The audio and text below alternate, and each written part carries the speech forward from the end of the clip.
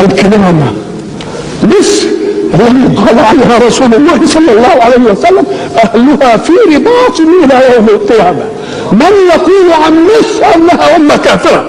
إذن فمن المسلمون؟ من المؤمنون؟ مصر التي صدرت علم الإسلام إلى الدنيا كلها، صدرته حتى إلى البلد الذي نزل فيه الإسلام.